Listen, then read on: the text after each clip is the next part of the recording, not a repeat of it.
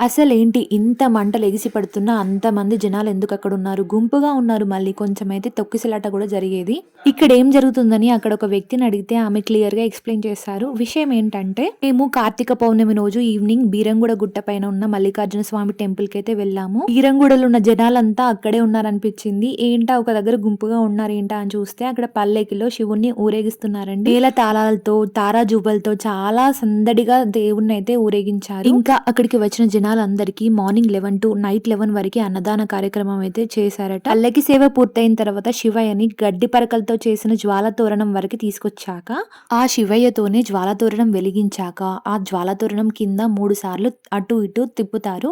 అలా చేస్తే ఆ శివయ్యకున్న దిష్టి అంతా పోతుందని అక్కడ ప్రజల నమ్మకం. నెక్స్ట్ జనాలు కూడా ఆ జ్వాల తోరణం కింద అటు ఇటుగా 3 సార్లు నడుస్తారట. ఇలా చేస్తే మనకున్న పాపాలు రోగాలన్నీ తొలగిపోతాయని అక్కడి నమ్మకం. జ్వాల తోరణం బూడిదను బొట్టుగా అందరూ నుదుట పెట్టుకుంటారు. అంతేనండి, నాలాగా తెలియని వాళ్ళ కోసం ఈ ఇన్ఫర్మేషన్ ఇచ్చాను. అందరికీ కార్తీక పౌర్ణమి శుభాకాంక్షలు. ఓం నమ శివాయ. Do subscribe for more videos.